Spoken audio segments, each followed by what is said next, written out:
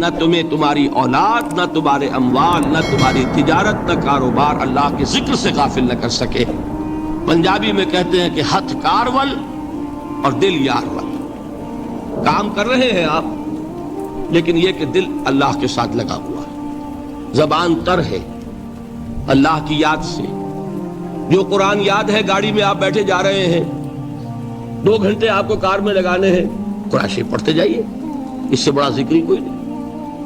یہ ہے پریونشن۔ اب اگر مرض ہو جائے تو کیا؟ اس کے لیے 2 چیزیں ضروری ہیں۔ ایک دیکھیے، عجیب ہے یہ، نفاق کا علاج انفاق سے، صرف ایک الف لگا نا، انفاق کے معنی اور ہے۔ یہ بنا ہے کس سے؟ نفقت الدراہم، پیسے ختم ہو گئے، مک گئے، یا نفق الفرس، گھوڑا مر گیا۔ تو مال کو کھپانا، لگانا اللہ کی راہ میں، اگر دل میں نفاق کی کوئی آلائش آئی ہے تو اس کا ازالہ ہوگا انفاق فی سبیل اللہ سے۔ مال اللہ کی راہ میں دیجئے، صدقہ کیجئے، خیرات کیجئے، دیجئے، اللہ کے دین میں لگائیے۔ جتنا لگائیں گے نفاق دھل جائے، اس لیے کہ اصل سبب نفاق کا ہے ہی حب دنیا، دنیا کی محبت۔ لہذا اس کا ازالہ ہوگا جو سب سے محبوب شے ہے، مال۔ انہ لحب الخیر لشدید، مال محبوب ترین ہے کہ نہیں؟ لہذا اس کو اللہ کی راہ میں لگائیں گے تو وہ نفاق دھل جائے گا۔ اور ایک اور چیز ہے جو بہت اہم ہے، بہت ہی شعوری طور پر اس کا اہتمام کیجئے۔ جس وقت دین کے کسی فرض کی انسان کو سمجھ آ جائے، اس کا شعور پیدا ہو جائے، پھر ڈیلے نہ ہو۔ ذرا سا ڈیلے جو ہے اس پر عمل کرنے میں، یہ در حقیقت نفاق کو جڑ پکڑنے کا موقع دینا ہے۔ امیڈیٹ ایکشن، ایک بات سمجھ میں آ گئی، فوراً عمل کرو۔ اس میں شیطان کیا کرتا ہے؟ ذرا ٹھہر جاؤ، ابھی دیکھو یہ فرض ہے، یہ ذمہ داریاں ہیں، یہ کرنا ہے، اور پھر لگا دینا اپنے آپ کو۔ بہت سے لوگ کہتے ہیں بس یہ ریٹائرمنٹ کے بعد تو سارا میں دین کے لیے وقت کر دوں گا۔ اول تو خدا کے بندے، تمہارے اندر رہ کیا جائے گا ریٹائرمنٹ کے بعد؟ سارا تو کھپ چکو گے، رہ کیا جائے گا؟ دوسرے یہ کہ یہ بھی جان لیجئے کہ کار دنیا کسے تمام نہ کر، ریٹائرمنٹ کے بعد کون فارغ ہو جاتا ہے؟ بیٹوں بیٹیوں سے فارغ ہوئے تو پوتے پوتیاں موجود ہیں، نواسے نواسیاں موجود ہیں، کبھی بھی وہ بوجھ ختم نہیں ہوتا زندگی کا۔ وہ تو یہ کہ آج بات سمجھ میں آئی ہے تو آج عمل ہونا چاہیے۔ قرآن مجید میں سورہ انعام میں بڑی شدید وعید آئی ہے، الفاظ ہیں یہ، وَنُقَلِّبُ أَفْئِدَتَهُمْ وَأَبْصَارَهُمْ كَمَا لَمْ يُؤْمِنُوا بِهِ أَوَّلَ مَرَّةٍ۔ انسان پر ایک حقیقت کا انکشاف ہوا کہ یہ بات حق ہے، فوراً تسلیم کرے، کسی مصلحت کی وجہ سے، کسی بزدلی کی وجہ سے، کسی لالچ کی وجہ سے، کسی اپنی سیادت یا قیادت کی وجہ سے۔ کیسے مان لوں؟ لوگ کہیں گے کہ یہ نیچے ہو گیا، وہ اونچا ہو گیا جس کی بات مانی، کسی وجہ سے رک گئے، تو اللہ تعالیٰ اندر سے وہ جو استعداد ہے حق کو پہچاننے کی وہ سلب کر لیتا۔ وَنُقَلِّبُ أَفْئِدَتَهُمْ وَأَبْصَارَهُمْ، ہم الٹ دیں گے ان کے دلوں کو بھی اور ان کی آنکھوں کو بھی۔ کیوں؟ كَمَا لَمْ يُؤْمِنُوا بِهِ أَوَّلَ مَرَّةٍ، اس لیے کہ وہ پہلی مرتبہ جب انکشاف حق ہوا ہے وہ ایمان نہیں لائے۔ اس کا میں ایک واقعہ آپ کو سنانا چاہتا ہوں کہ کس طرح صحابہ کرام پر بھی وقتی طور پر یہ واقعہ اگر صحابہ کرام کا نہ ہوتا تو یہ حقائق سمجھ میں نہ آتے۔ غزوہ تبوک کے موقع پر یہ میں جملہ انکمپلیٹ رہ گیا، ضعف ایمان کا حملہ ہو جاتا تھا، نفاق کا نہیں معاذ اللہ، لیکن ضعف ایمانی کی اگلی منزل شروع ہو جاتی ہے نا، نفاق۔ جہاں جھوٹ بولنا شروع کیا، نفاق، جھوٹی قسمیں کھانی شروع کی، سیکنڈ سٹیج، اور جہاں مومنین صادقین سے بغض اور عداوت پیدا ہو گیا، وہ تھرڈ سٹیج۔ تو وہ ضعف ایمان کا کیسے ہوتا ہے یہ حضرت کعب ابن مالک نے بڑی تفصیل سے بیان کیا ہے۔ غزوہ تبوک کے موقع پر جہاں منافقین نے آ کر جھوٹے بہانے بنائے، جھوٹی قسمیں کھائیں اور حضور سے ایگزمپشن لے لی، چھٹی لے لی، رخصت لے لی، وہاں 3 ایسے صحابہ بھی تھے جو مومن صادق تھے، لیکن وقتی طور پر شیطان نے انہیں ورغلایا۔ کیسے ورغلایا وہ سمجھ لیجیے۔ کعب ابن مالک نے تفصیل سے بیان کیا ہے، اور میرے نزدیک یہ جہاں تک میرا مطالعہ ہے طویل ترین حدیث ہے، بخاری اور مسلم میں بھی موجود ہے۔ حضور جب واپس آئے ہیں اور اب آپ نے ایک ایک کو بلایا، جن لوگوں نے تو پہلے جھوٹی قسمیں کھا لی تھی ان کو تو بلانے کی ضرورت نہیں تھی، لیکن کچھ لوگ ایسے بھی تھے کہ جنہوں نے ایگزمپشن بھی نہیں لی تھی اور گئے بھی نہیں تھے۔ اب ان کو آپ نے ایک ایک کر کے پیشی ہوئی، آپ کیوں نہیں گئے تھے؟ تو اب جو منافقین تھے ان میں سے انہوں نے اس موقع پہ جھوٹی قسمیں کھا لی۔ خدا کی قسم حضور ہم تو بالکل تیار تھے، پوری میں نے تیاری بھی کر لی تھی، پورا ارادہ تھا، یہ وقتی طور پر یہ مصیبت مجھ پر آ پڑی۔ جس نے قسم کھائی انہوں نے کہا اچھا ٹھیک ہے جائیے۔ کعب ابن مالک کی باری آئی تو ان کے الفاظ اپنے یہ کہ جب میں پیش ہوا تو حضور کے چہرے مبارک پر ایک غصے والی مسکراہٹ تھی، زہر خند کہتے ہیں، ایک مسکراہٹ ہے لیکن غصے کے ساتھ، غضبناک۔ آپ فرمائیے آپ کیوں نہیں گئے؟ حضرت کعب یہ فرماتے ہیں کہ میں نے عرض کیا کہ حضور زبان میرے پاس بھی ہے، جھوٹ میں بھی بول سکتا ہوں، لیکن جھوٹ بول کر میں اس وقت آپ کی ناراضگی سے تو بچ جاؤں گا لیکن اللہ کے پکڑ سے نہیں بچ سکوں گا۔ میں اعتراف کرتا ہوں کہ جتنا صحت مند میں اس زمانے میں تھا کبھی نہیں تھا، جتنا فارغ البال اس وقت تھا کہ میرے پاس ساز و سامان موجود تھا راستے کے لیے، اتنا میں کبھی نہیں تھا۔ لیکن ہوا کیا؟ ہوا یہ کہ مجھے میرے نفس نے، شیطان نے پٹی پڑھائی۔ وہ پٹی کیا پڑھائی؟ کہ حضور تو 30,000 کے لشکر کے ساتھ چلیں گے تو لشکر تو سلولی موو کرے گا نا، تمہارے پاس بڑی تکڑی، بڑی توانا صحت مند اونٹنی ہے، تم ذرا 2 دن بعد چلنا تیزی کے ساتھ اور حضور سے مل جانا، بس یہ تاخیر کا اربا۔ تو انہیں خیال آیا کہ ابھی 2 دن گھر کی ٹھنڈی چھاؤں ہے، میں یہاں پہ جو آرام ہے وہ کر لوں۔ مجھے جگر کا شعر یاد آیا ہے کہ تپتی راہیں مجھ کو پکاریں، دامن پکڑے چھاؤں گھنیری۔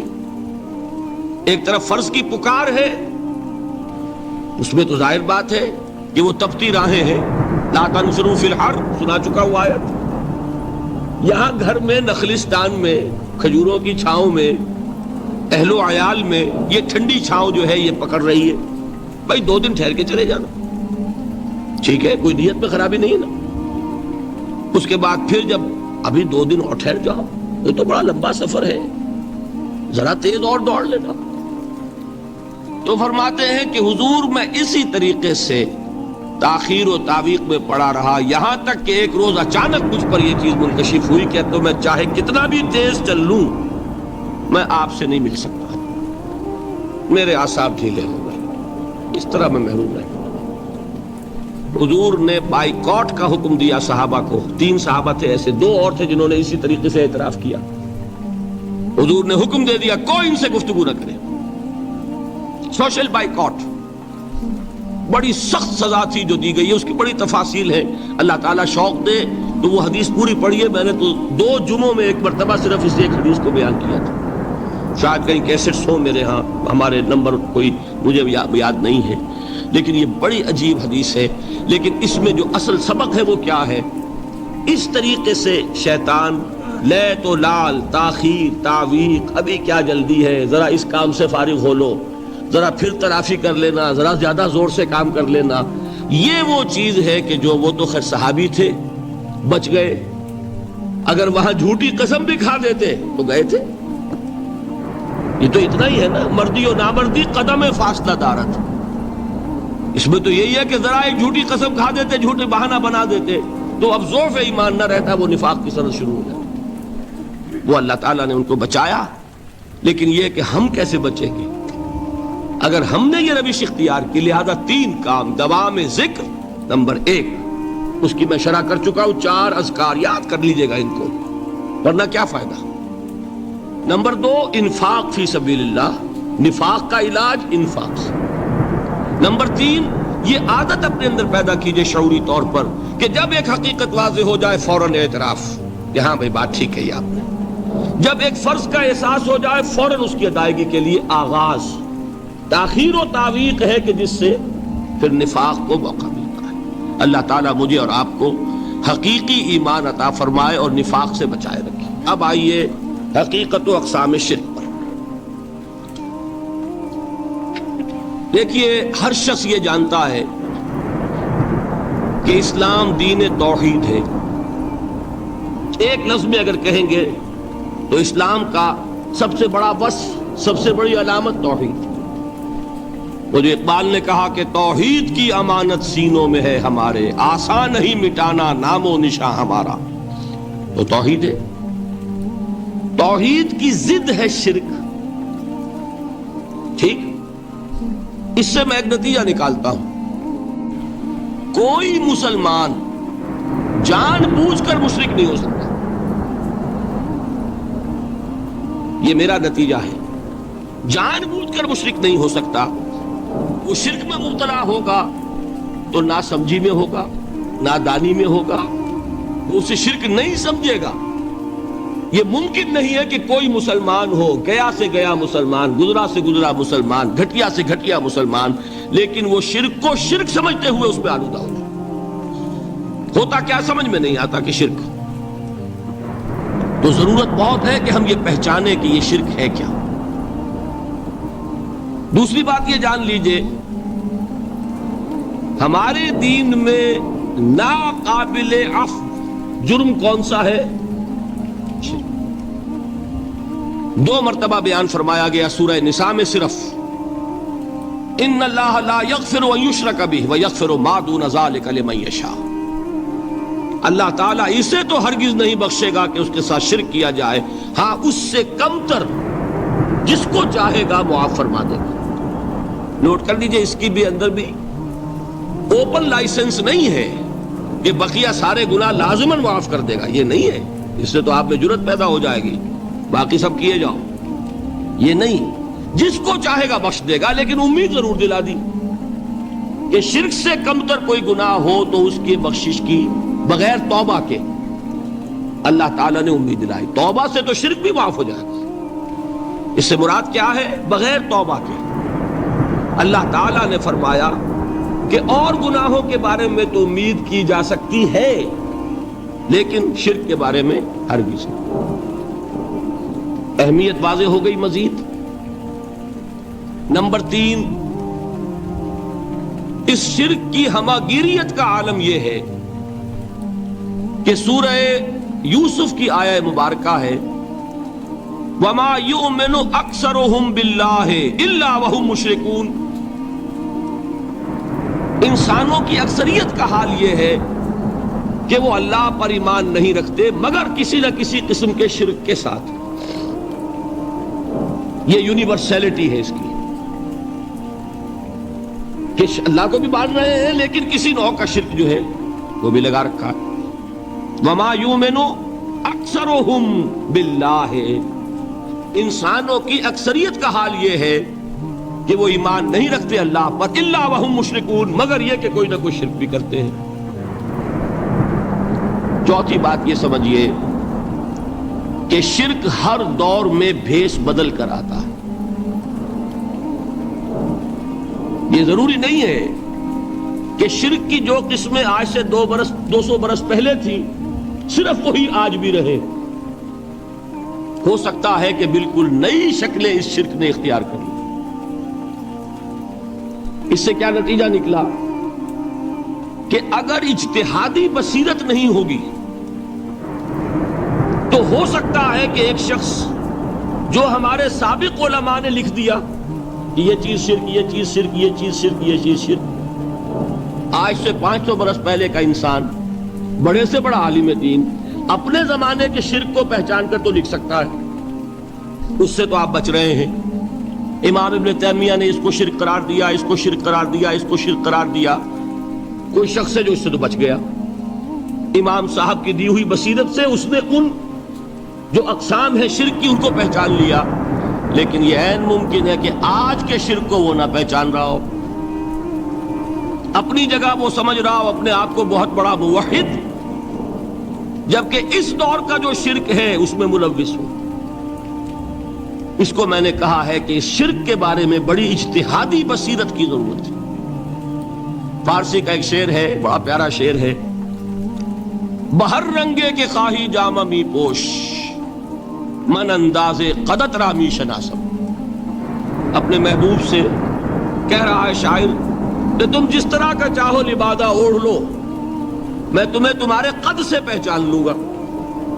کتنا ہی چھپا لو اپنے آپ کو، کیسے ہی لباس بدل لو، بہر رنگے کے خواہی جامہ می پوش، من انداز قدت رامی شناسم، میں تمہارے قد سے تمہیں پہچان۔ یہ اگر بصیرت نہ ہو کہ شرک کو اس کے قد سے پہچان سکیں آپ، اس کے لیے ضرورت ہے اصولوں کی۔ دیکھیے جس طرح الجبرا کے اصول ہوتے ہیں، فارمولہ ہے، فارمولہ ہاتھ میں آ گیا، مسئلے حل کرتے چلے جا رہے ہیں، آپ اپلائی کرنے کی دیر ہے فارمولے کی۔ اگر آپ نے صرف گنتی کر کے کسی زمانے کے شرک وہ تو سمجھ لیے، لیکن وہ بصیرت باطنی حاصل نہیں ہوئی، اجتہادی بصیرت، وہ اصول ہاتھ میں نہیں آئے کہ جس سے آپ پہچان سکیں، تو ہو سکتا ہے کہ اس دور کے شرک کو آپ نہ پہچان سکیں۔ اس کے لیے ضرورت ہے کہ اصل اصول ہاتھ میں آ جائیں تاکہ ان اصولوں کو اپلائی کریں۔ ایک بات مجھ سے اور سن لیجئے، میرا اپنا یہ تاثر ہے، ہمارے دین میں خیر، بھلائی، نیکی، چاہے وہ نظریے کی ہو، علم کی ہو، عقیدے کی ہو، عمل کی ہو، اخلاق کی ہو، وہ سب کیا ہے؟ وہ توحید ہی کے شجرہ طیبہ کی شاخیں ہیں۔ اور شر، برائی،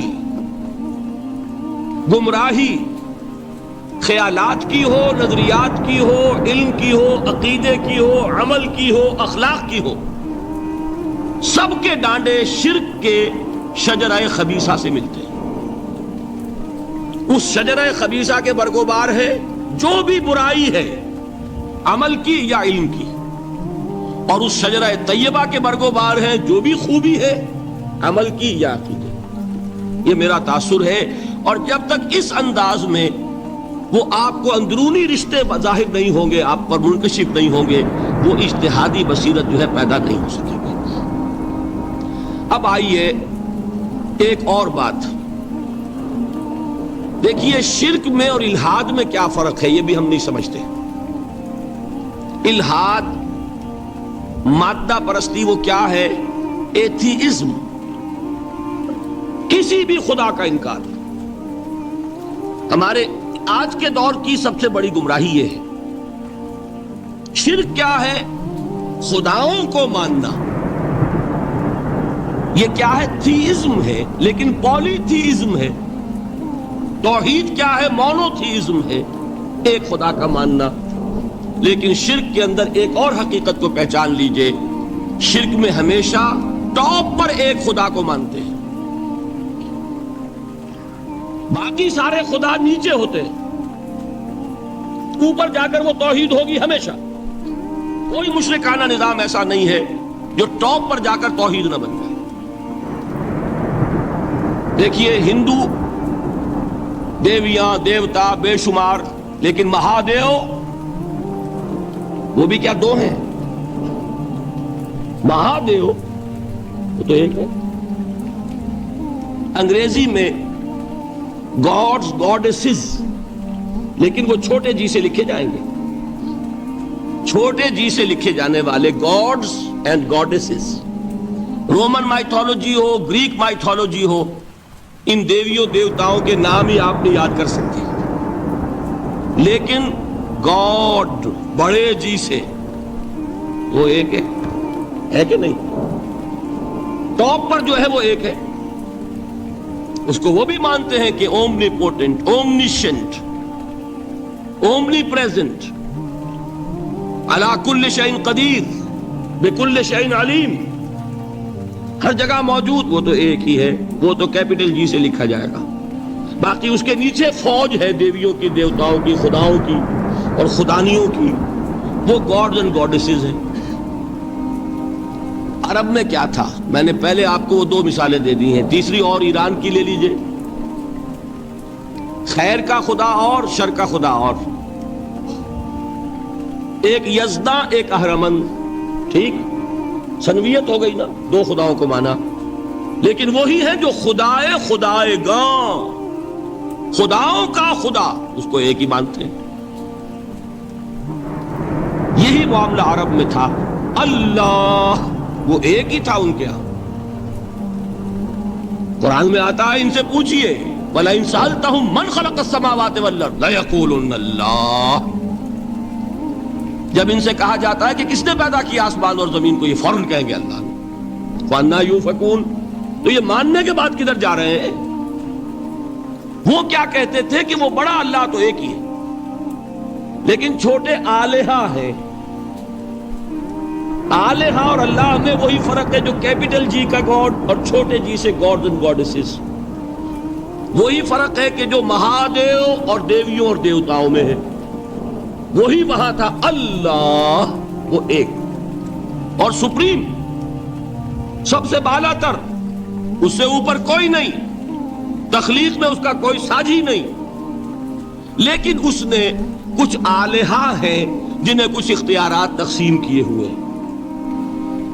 کچھ اس کے لاڈلی ہستیاں ہیں جو سفارش کر سکتی ہیں۔ بس یہ شرک تھا مشرکین مکہ۔ بات سمجھ رہے ہیں؟ اس کا جائزہ لیں گے تو آپ کو، اور جو آج شرک کی اقسام میں بیان کروں گا اس کو ہاتھ میں لیں گے تو کسی موحد کا تلاش کرنا مشکل ہو جائے گا۔ ڈھونڈ اب ان کو چراغ رخ زیبا لے کر، آج جن کا نام مسلمان ہے ان کی اکثریت کسی نہ کسی نوع کے شرک میں مبتلا ہے۔ اب آئیے اقسام شرک۔ اقسام شرک میں بھی وہی کیفیت ہے جو نفاق کے بارے میں نے عرض کی تھی کہ ایک تقسیم یہ ہے جو علماء نے کی ہے، ایک ہے عقیدے کا نفاق، ایک ہے عمل کا نفاق۔ اسی طرح ایک ہے عقیدے کا شرک، ایک ہے عمل کا شرک۔ عقیدے میں نہیں ہے، عمل میں ہے۔ ایک تقسیم آپ نے سنی ہوگی شرک جلی، شرک خفی۔ ایک ہے ننگا شرک، کھلم کھلا شرک۔ ایک ہے چھپا ہوا شرک جو نظر نہیں آتا۔ لیکن ایک مغالطہ اپنے دل سے نکال دیجئے، بعض لوگ شرک خفی کو شرک نہیں سمجھتے، یہ بہت بڑی غلطی ہے۔ اگر وہ شرک نہ ہوتا تو حضور اسے شرک نہ کہتے، کوئی اور لفظ۔ عربی زبان کا دامن جو ہے محدود نہیں ہے، پھر اس کے لیے کوئی اور لفظ اختیار فرمایا جاتا ہے وہ شرک۔ لیکن ایک شرک ہے جلی جو نمایاں ہے، نظر آ رہا، ایک ہے شرک خفی جو نظر نہیں آ رہا۔ اور وہ کتنا خفی ہو سکتا ہے اس کی ایک مثال دی حضور نے۔ شرک خفی اتنا خفی ہو سکتا ہے، ذرا مبالغہ دیکھیے جو حضور نے بات کو سمجھانے کے لیے مثال میں جو مبالغہ اختیار فرمایا۔ ایک سیاہ اندھیری رات میں ایک سیاہ پتھر پر ایک سیاہ چیونٹی کو رینگتے ہوئے دیکھنا جتنا مشکل ہے، اتنا ہی شرک خفی کا پہچاننا مشکل ہے۔ بتائیے، آپ نے فرمایا انا افصح العرب، میں عرب کا فصیح ترین انسان ہوں، اس سے آگے کوئی مثال دی جا سکتی؟ اندھیری رات، تاریک رات، پتھر سیاہ، چیونٹی سیاہ، کون دیکھ سکتا؟ جتنا اس کو دیکھنا ناممکن ہے اتنا ہی شرک خفی کا پہچاننا مشکل ہے۔ گویا کہ اس سے تو اللہ ہی بچائے گا تو انسان بچے گا۔ ایک آخری بات تمہیداً اور عرض کر دوں، پھر میں چلوں گا اقسام پر۔ میری جو باتیں آپ کے سامنے آئی اس سے ایک منطقی نتیجہ نکلتا ہے، کوئی شخص اگر حقیقتاً شرک سے بچ جائے، واقعتاً شرک سے بچ جائے، ہر قسم سے بچ جائے، اس سے بھی اوپر کوئی انسان ہوگا۔ گویا کہ یہ آخری منزل ہے، یا یوں کہیے کہ جس شخص کے بارے میں اللہ تعالیٰ یہ مان لے کہ میرا یہ بندہ شرک سے بری ہے، اس سے بڑی سند کوئی ہے؟ دی ہائیسٹ ٹیسٹیمونیل، سب سے بڑی سند، سب سے بڑی تعریف جو بندے کی ہو سکتی ہے وہ کیا ہے؟ یہ مشرک نہیں۔ یہی وجہ دیکھیے آپ قرآن مجید میں حضرت ابراہیم کے ذکر میں دیکھیں گے، ابراہیم کا مقام کیا ہے؟ خلیل اللہ، ابو الانبیاء، امام الناس، تین نسبتیں ہیں، تینوں بڑی عظیم۔ اللہ کے ساتھ نسبت کیا ہے؟ خلیل. واتخذ اللہ ابراہیم خلیلا. ابو الانبیاء کتنے نبی ہیں ان کی نسل میں؟ اسحاق اور اسماعیل سے چلیے، پھر یعقوب اور یوسف، اور پھر چلیے موسیٰ اور ہارون، اور پھر چلیے سارے انبیاء بنی اسرائیل کے حضرت عیسیٰ، پھر یہاں تک کہ محمد الرسول اللہ کس کی اولاد ہے؟ ابراہیم کی. ابو الانبیاء. اور نمبر 3 انی جاعلک للناس اماما، امام الناس. اور قرآن میں جو سب سے بڑی سند انہیں دی جاتی ہے وہ کیا؟ وما کان من المشرکین. تو ابراہیم مشرکین میں سے نہیں تھے. معلوم ہوا کہ یہ سب سے بڑی سند ہے، سب سے بڑا سرٹیفکیٹ ہے، سب سے بڑا ٹیسٹیمونیل ہے جو اللہ کی طرف سے کسی کو مل جائے. میں جو اقسام شرک بیان کرنا چاہتا ہوں تو میری تقسیم ذرا مختلف ہے. اب وہ ذرا اپنے ذہن میں وہ نقشہ بنا لیجئے، آپ بنایا کرتے ہیں ایک، اس کو پھر 3 میں تقسیم کیجئے. شرک کی 3 بڑی بڑی قسمیں ہیں. شرک فی الذات نمبر 1، شرک فی الصفات نمبر 2، شرک فی الحقوق نمبر 3. اور یہ میں عرض کر دوں آپ سے پہلے ہی، یہ مضمون بہت طویل ہے. میں آج صرف یہ کروں گا کہ خاکہ مکمل کر دوں. اب اس خاکے میں رنگ بھرنا، وہ تو ایک موضوع پر شرک فی الذات پر پوری تقریر ہونی چاہیے، شرک فی الصفات پر ہونی چاہیے. 1 گھنٹے کے میرے 6 کیسٹ ہیں اللہ کے فضل و کرم سے، جو کئی سال سے وہ پھیل رہے ہیں. 6 گھنٹے میں نے ان چیزوں کو بیان کیا. وہ موجود ہوں گے، لیکن آج وہ خاکہ ذہن میں بنا لیجیے، اور کچھ آپ کو الجبرے کے فارمولے ہاتھ میں آ جائے تاکہ خود آپ میں صلاحیت پیدا ہو جائے پرکھنے کی کہ اس فارمولے کو اپلائی کر کے دیکھ لیں یہ شرک ہے یا نہیں. یہ 2 کام تو میں انشاءاللہ آج کر دوں گا، آپ مطمئن رہیں. باقی یہ کہ تفصیل تو ہر سلسلے میں تفصیل پھر بہت ہوگی. وہ شوق ہو تو وہ کیسٹ آپ سنیے. تو 3 تقسیمیں ہو گئی. شرک فی الذات، اللہ کی ذات میں کسی کو شریک کر دینا، یہ سب سے زیادہ نمایاں، سب سے زیادہ جلی، سب سے زیادہ عریاں، اور اللہ تعالیٰ کو سب سے زیادہ مبغوض اور ناپسند شرک. شرک فی الصفات نمبر 2، یہ ایک علمی مسئلہ ہے جس میں آدمی ٹھوکر کھا جاتا ہے اگر محتاط نہ ہو. بڑے سے بڑے آدمی کو ٹھوکر لگ جائے گی. اس کا میں فارمولہ صرف آپ کو دوں گا، وہ ذہن میں رکھ لیجئے، پھر جہاں چاہیں اپلائی کیجئے، انشاءاللہ تعالی آپ کو ٹھوکر نہیں لگے. شرک فی الحقوق، اسی کا دوسرا نام شرک فی العبادت ہے. اللہ کا حق کیا ہے بندے پر؟ بندہ اللہ کی عبادت کرے، لیکن اس کو 5 اس کے مظہر ہے، وہ ان میں گن کر بتا دوں گا کہ یہ شرک فی العبادت ہے. شرک فی العبادت کی اکثر شکلیں وہ ہیں کہ جو عملی شرک علماء جسے کہتے ہیں، اور اس کی شکلیں وہ ہو جائیں گی جن کو شرک خفی کہتے ہیں. تو سب سے جلی شرک فی الذات، سب سے خفی شرک فی الحقوق یا شرک فی العبادت. درمیان میں ایک علمی اعتبار سے مسئلہ ہے شرک فی الصفات کا. اب آئیے سب سے پہلے شرک فی الذات. اس کی 2 قسمیں، اب اس کو تقسیم کیجئے 2 میں. ایک قسم جو زیادہ جلی ہے، زیادہ عریاں ہے، زیادہ ننگی ہے. یہ عجب ستم ظریفی ہے تاریخ کی کہ وہ ان قوموں میں پیدا ہوئی جو اپنا تعلق رسولوں سے جوڑتی ہے. کیا کہ کسی کو خدا کا بیٹا بنا دینا، بیٹی بنا دینا. اب ظاہر بات ہے بیٹا بیٹی بنا دینا بالکل ہم پلہ کر دیا کہ نہیں؟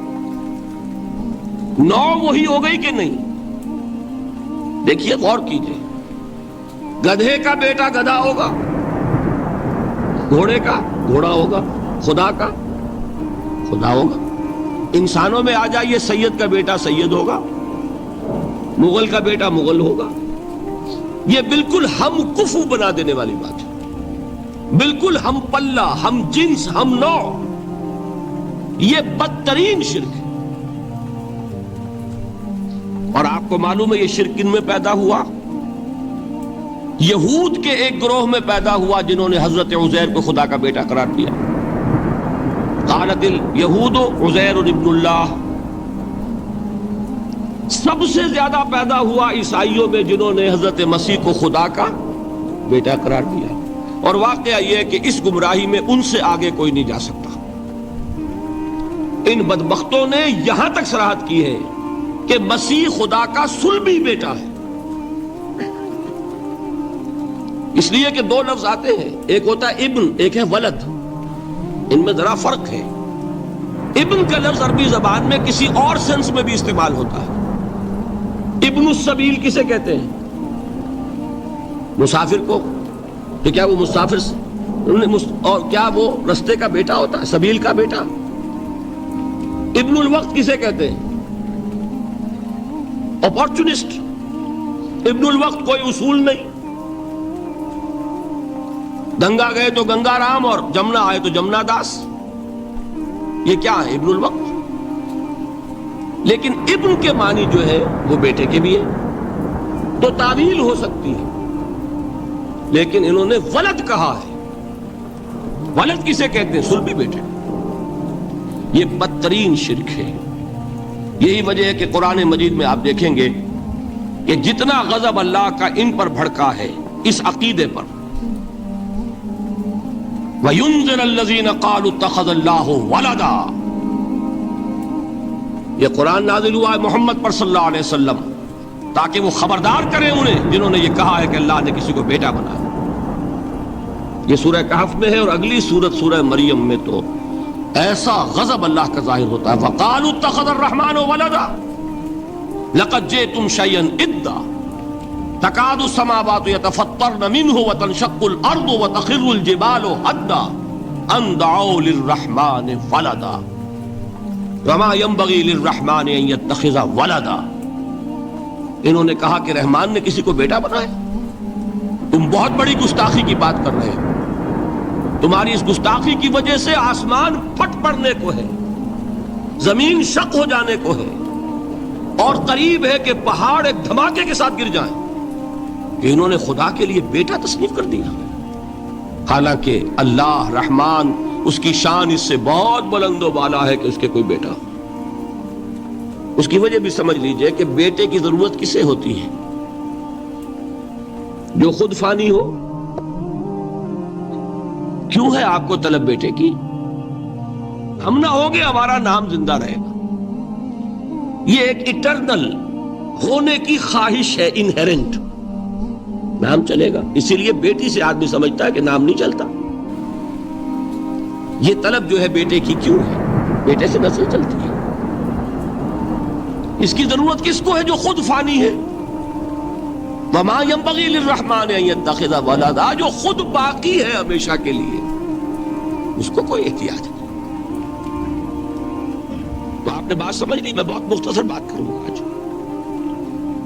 اسی طریقے سے حضرت ابراہیم کی نسل سے تھے جو مکے کے لوگ اور عرب کے لوگ، بنی اسماعیل. جو موحد کامل تھا ابراہیم، جس کو اتنی مرتبہ سند ملی وما کان من المشرکین، ان کی نسل میں وہ لوگ تھے جنہوں نے فرشتوں کو خدا کی بیٹیاں بنا دیا. یہ جو ان کی دیویاں تھیں یہ مؤنث، لات، عزا، منات، یہ سب کیا مؤنث نام ہے. انہوں نے یہ کہا کہ فرشتے جو ہیں وہ خدا کی بیٹیاں. اصل میں عقیدہ کیسے ہوتا ہے؟ انہوں نے کہا بڑے لاڈلے ہیں، لاڈلی ہوتی ہے بیٹی بہت زیادہ، تو یہ خدا کی بیٹیاں ہیں. ہوتے ہوتے ان کا یہ عقیدہ ایسا پکا ہوا کہ بجائے استعارے کے اب انہوں نے حقیقت بنا دیا یہ خدا کی بیٹیاں. ان پر قرآن مجید نے کئی جگہ پر ذرا ایک لطیف انداز میں تنزیہ پیرائے میں بھی کہا ہے کہ بھائی تم نے خوب کیا. انہوں نے الاٹ کیا تو بیٹا تو کیا، تم نے اللہ کو الاٹ کی تو بیٹیاں کی، جو تمہیں خود پسند نہیں. الکم البنون، تمہارے لیے بیٹے ہوں، وَلَهُ الْبَنَاتُ، اور اس کے لیے بیٹیاں. تو یہ تو ذرا ایک لطیف انداز ہے، تنزیہ پر آیا ہے. لیکن ان تینوں کو اب آپ ایک جگہ کر لیجئے بیٹا بیٹی قرار دینے کا شرک، یہ کیا ہے؟ شرک فی الذات، ہر اعتبار سے اللہ کا مثل بنا دینا، ہم کف بنا دینا، ہم پلہ بنا دینا، ذات میں شریک کر دینا، یہ بدترین شرک ہے۔ یہی وجہ ہے، دیکھیے قرآن مجید کی عظیم ترین سورت کون سی ہے؟ سورہ اخلاص، جو 1/3 قرآن کے مساوی حضور نے قرار دیا، جس کو ثلث سے قرآن کے مساوی، وہ در حقیقت اسی شرک کی نفی پر ہے۔ قل هو اللہ احد اللہ الصمد لم یلد ولم یولد ولم یکن لہ کفوا احد۔ یہی آیا اس میں سورہ بنی اسرائیل کی آیت آخری میں نے سنائی تھی، وَقُلِ الْحَمْدُ لِلَّهِ الَّذِي لَمْ يَتَّخِذْ وَلَدًا، کہو کہ کل شکر اور کل تعریف اس اللہ کے لیے جس نے کسی کو اپنا بیٹا بیٹی نہیں بنایا۔ ولد دونوں پر جاتا ہے، اولاد جیسے آپ کہتے ہیں، اولاد بیٹا بیٹی شریک ہوتے ہیں، نہ اس کا کوئی بیٹا نہ اس کی کوئی بیٹی، نہ وہ جنا گیا نہ اس نے کوئی جنا۔ ایک قسم تو یہ ہوئی شرک فی الذات کی۔ دوسری قسم کیا ہے؟ یہ ان مذاہب میں ہوئی ہے جو نبیوں اور رسولوں کی طرف نسبت نہیں رکھتے بلکہ فلسفیانہ مذاہب ہیں۔ ہندوستان کے اکثر مذاہب فلسفیانہ ہیں۔ فلسفیانہ مذاہب میں یہ شرک فی الذات کس شکل میں پیدا ہوا؟ 2 شکلیں پیدا ہوئی، ایک ہماؤست اور ایک حلول۔ حلول کیا ہے؟ اللہ نے کسی انسان کے اندر اپنے آپ کو حل کر دیا، انسانی شکل میں وہ خود ظاہر ہو گیا، اوتار کا عقیدہ، انگلش میں گاڈ انکارنیٹ۔ عیسائیوں میں بھی حضرت مسیح کو گاڈ انکارنیٹ بھی قرار دیا جاتا ہے، خود خدا نے یہ شکل اختیار کر دی۔ رام چندر جی ہوں، کرشن جی مہاراج ہوں، کیا ہے؟ یہ اوتار ہیں، اللہ نے ان میں حلول کیا یا اللہ نے ان کی شکل میں ظہور کیا۔ سمجھ میں آگے؟ اور ایک عقیدہ کیا ہے؟ یہ بڑا فلسفیانہ مسئلہ ہے، دیکھیے بڑا ٹیڑھا مسئلہ ہے یہ، لیکن میں اس وقت اس کی تفصیل میں نہیں جاؤں گا، بہت باریک باتیں ہو جائیں گی۔ مسئلہ کیا ہے کہ اگر خدا کو مان لے تو پھر سوال یہ ہے کہ خدا نے اس کائنات کو کیسے پیدا کیا؟ یہ ایک سوال آتا ہے ذہن میں، جس کے نہیں آتا وہ کہے گا پاگل پن ہے، خامخواہ اس پر کیوں سوچتے ہیں، لیکن جس کے ذہن میں سوال آ گیا اس کے لیے بڑی مصیبت ہو جاتی ہے۔ وہ تو سوچتا ہے، انسان کا اختیار نہیں ہوتا اپنے ذہن پر، وہ لاکھ روکے اسے مت سوچو، وہ اور سوچے گا۔ یہ مصیبت ہے فلسفیوں کی، کیسے پیدا کی؟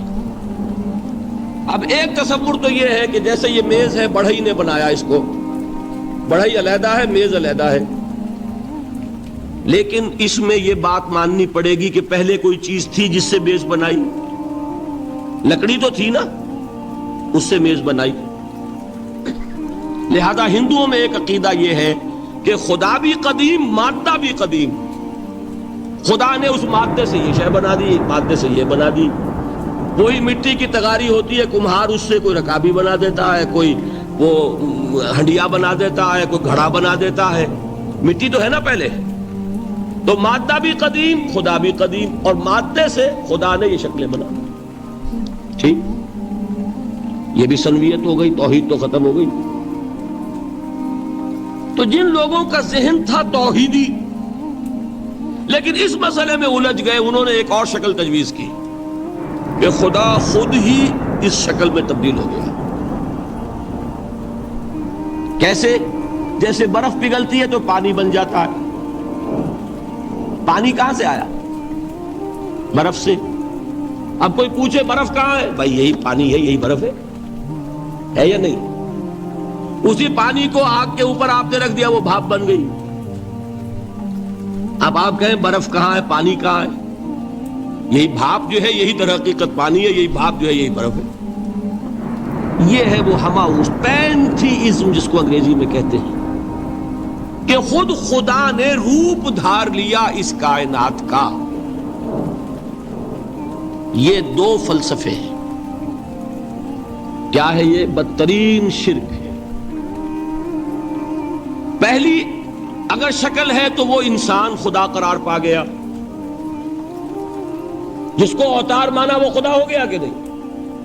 اور دوسری شکل میں تو ہر چیز ہی خدا ہے، یہ بھی خدا، یہ بھی خدا، پتھر بھی خدا، درخت بھی خدا، ہر چیز خدا۔ اس لیے کہ وہ برف پگھلی ہے تو پانی بنا ہے، وہ پانی چاہے زیر زمین آ رہا ہے، وہ پانی چاہے زمین کے اوپر دریا کی شکل میں آ رہا ہے یا زمین میں سوتے چل رہے ہیں، پانی تو وہی برف ہے جو پہاڑوں پر ہمالیہ پر پڑا ہوا ہے، وہی پگھل رہا ہے، یہ کچھ بن رہا ہے۔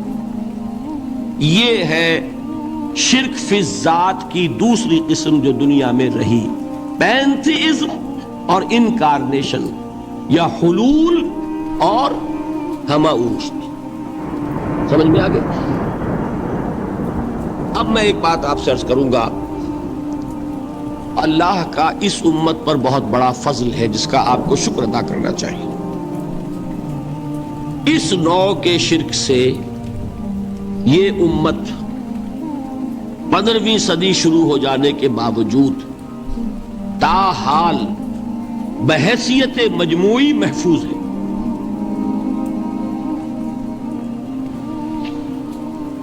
میں نے بحیثیت مجموعی کہا ہے، کوئی افراد یا عوام الناس یا جوہلاء یا شعراء یا نعت گو وہ مبالغہ آرائی میں کوئی بات کہہ دیتے ہو تو وہ علیحدہ بات ہے، لیکن مسلمانوں میں کوئی مستند فرقہ اور اس کے جو مستند عقائد ہیں ان میں الحمدللہ آج تک ایسی کوئی چیز شامل نہیں۔ اس کا جب آپ تقابل کریں گے نا، آپ کا کیا خیال ہے عیسائیوں کو حضرت مسیح سے کتنی محبت تھی؟ اس کا تقابل کیجئے جو محبت مسلمانوں کو رہی حضور کے ساتھ۔ عیسائیوں کی محبت عشر عشیر نہیں بنے گی، اس محبت کے باوجود کہ ہمیں 10 گنا 100 گنا 1000 گنا زیادہ محبت ہے حضور کے ساتھ، لیکن دیکھیے کہ انہوں نے خدا کا بیٹا بنا دیا۔ یہاں کسی نے حضور کے بارے میں یہ بات آج تک کہی؟ یہ بہت بڑا کنٹراسٹ ہے نا۔ یہ در حقیقت عقیدت اور محبت کا غلو ہوتا ہے، تو عقیدت اور محبت کی کمی تو یہاں بھی نہیں، الحمدللہ ان سے زائد ہے، لیکن الحمدللہ ثم الحمدللہ ثم الحمدللہ خدا کا بیٹا تو کسی نے نہیں بنایا۔ اچھا میں ایک اور کنٹراسٹ آپ کو دکھاتا ہوں تاکہ آپ اللہ کا شکر کریں۔ حضرت علی کی کیا نسبت ہے حضور کے ساتھ؟ نبی اور امتی۔ حضرت علی کو خدا کہنے والے پیدا ہوئے کہ نہیں؟ بتائیے نا، کیا وجہ ہے کہ علی کو خدا کہنے والے پیدا ہوئے لیکن محمد کو خدا کہنے والا پیدا نہیں ہوا صلی اللہ علیہ وسلم ورضی اللہ تعالی عنہ؟ بہت اہم بات ہے، غور کیجئے گا اس میں۔ حالانکہ حضرت علی کا رتبہ کہاں، حضور کا کہاں؟ آج بھی آپ دیکھیے آپ کے جاہل عوام کے زبان پر نعرہ یا علی مدد کا ہوتا ہے، یا محمد مدد کسی نے کہا آج تک؟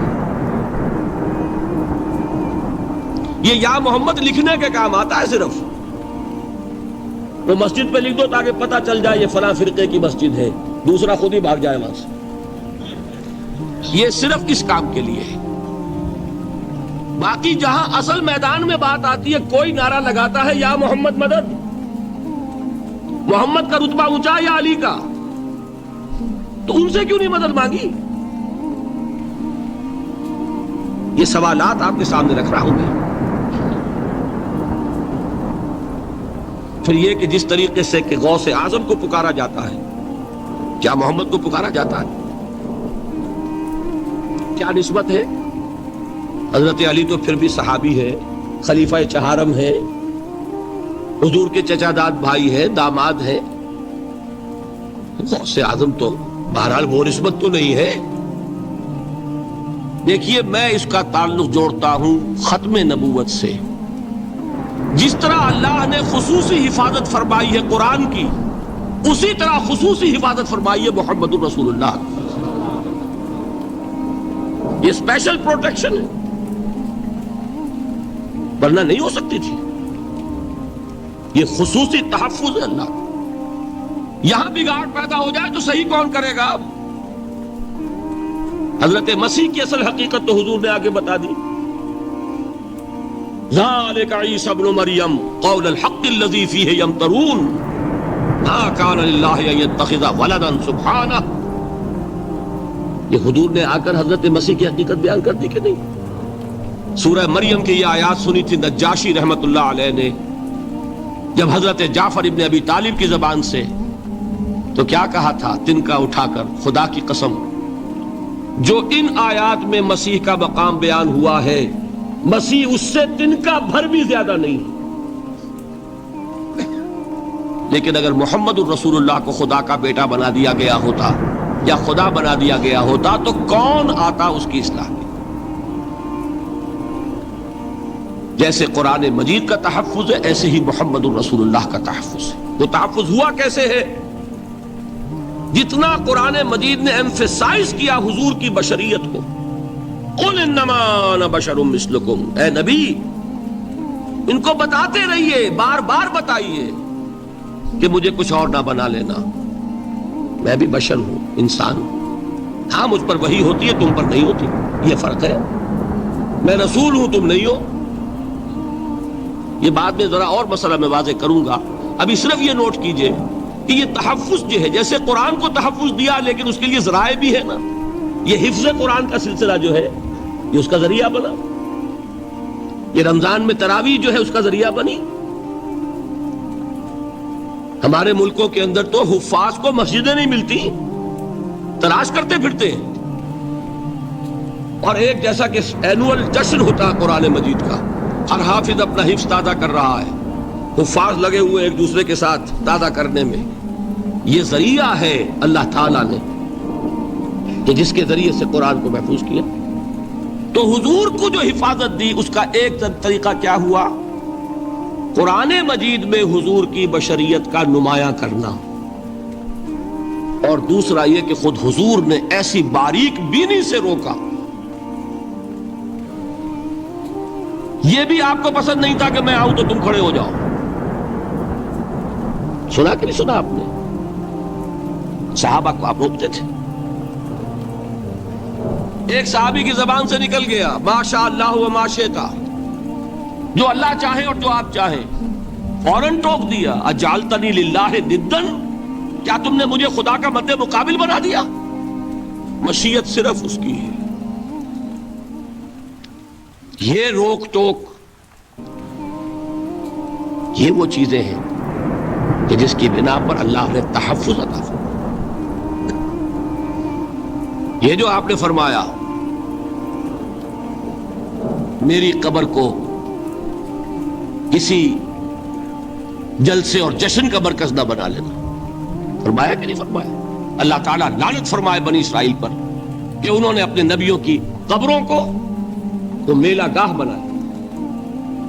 یہ ساری وہ ہے، یہ تحفظات ہیں، یہ بچاؤ ہے. یہ امت کو متنبہ کیا جا رہا ہے کہ محبت اور عقیدت کا غلو جیسے پہلے ہوا، یا اہل الکتاب لا تغلو فی دینکم، اے کتاب والو اپنے دین میں غلو سے کام نہ لو. یہ غلو محبت، غلو عقیدت ہے جس کی بنا پر وہ خدا کے بیٹے بنا دیے گئے. اور اگر وہ ہوتا یہاں اللہ کا نہ معلوم اللہ کے برابر کس طریقے سے حضور کو بنا دیا جاتا. لیکن قرآن نے خود حضور نے اس کی پیش بندی کی، جس کا ظہور ہم دیکھ رہے ہیں کہ اللہ کے فضل و کرم سے یہ امت تا حال بحیثیت مجموعی محفوظ ہے. البتہ دیکھیے شاعروں کی باتیں اور ہوتی ہیں، اور عوام کی اور واعظوں کی اور نعت گوؤں کی باتیں جو ہے وہ اور ہیں. میں جس چیز کی نفی کر رہا ہوں وہ علماء کی بات ہے. شاعروں کا تو قرآن مجید کے اندر خود ہی بھاڑا پھوڑ دیا اللہ نے. والشعراء یتبعهم الغاوون الم تر انہم فی کل واد یہیمون انہم یقولون ما لا یفعلون. مبالغہ نہ کریں تو شعر میں رنگ ہی پیدا نہیں ہوتا. پھر شعر کائے کو کہنا ہے نظر کہو بھائی. مبالغے سے اس میں ایک تاثیر بنا. وہ مبالغے ہمارے شاعروں نے ہمارے نعت گوؤں نے کیے ہیں، اور اس میں اللہ تعالیٰ انہیں معاف کرے بالکل اوتار کر الفاظ بھی استعمال کر دیے وہی جو مستوی عرش تھا خدا ہو کر، اتر پڑا وہ مدینے میں مصطفیٰ ہو کر۔ بتائیے رام چندر جی کے بارے میں جو عقیدہ ہے، اب کیا فرق رہ گیا؟ بال برابر فرق ہے یہاں کوئی؟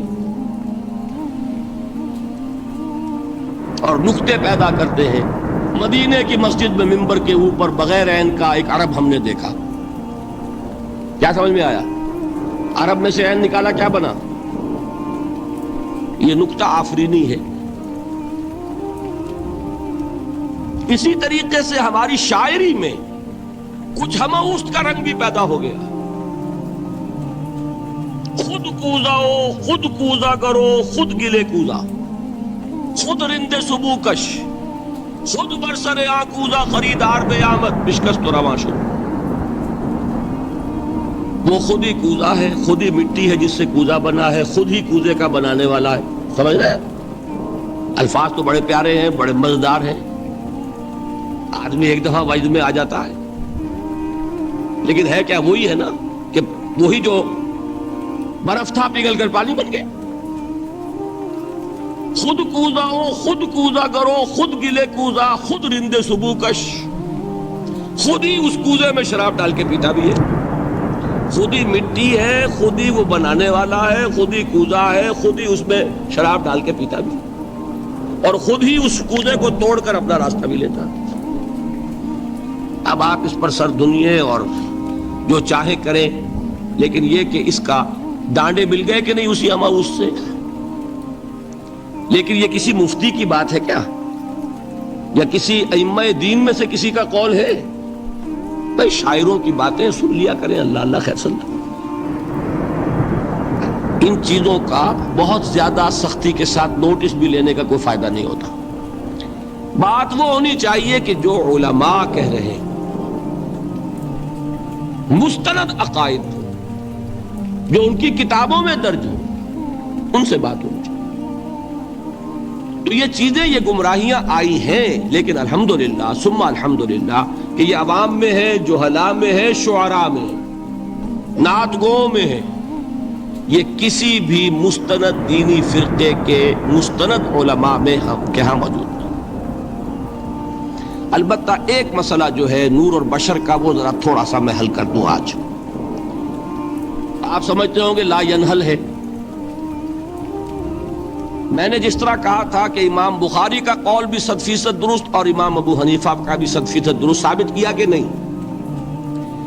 اسی طرح میں کہتا ہوں جو حضور کو بشر کہتے ہیں وہ بھی 100% درست، جو حضور کو نور کہتے ہیں وہ بھی 100% درست۔ مطلب کیا ہے؟ دیکھیے ہر انسان کے وجود کے دو حصے میں نے پہلے دن شاید کچھ بیان کیا تھا۔ ایک خاکی وجود، اور اینیمل بینگ جو حیوان ہے ہمارا، ایک وہ روح ربانی جو اس میں پھونکی گئی۔ آدم میں جب وہ روح پھونکی گئی تب وہ مسجود ملائک بنے۔ فَإِذَا سَوَّيْتُهُ وَنَفَخْتُ فِيهِ مِن رُوحِي فَقَعُوا لَهُ سَاجِدِينَ۔ دو جگہ آئے تھے قرآن مجید میں، ایک شوشے کے فرق کے بغیر، سورہ حجر اور سورہ صاد۔ جب میں اس کو پوری طرح تیار کر لوں اور اس میں اپنی روح میں سے پھونک دوں تو گر پڑنا اس کے سامنے سجدے میں۔ ہمارا جو خاکی وجود ہے وہ ظلمانی ہے، اور جو ہمارا روحانی وجود ہے وہ نورانی ہے۔ اس کی نسبت کس سے ہے؟ اللہ سے۔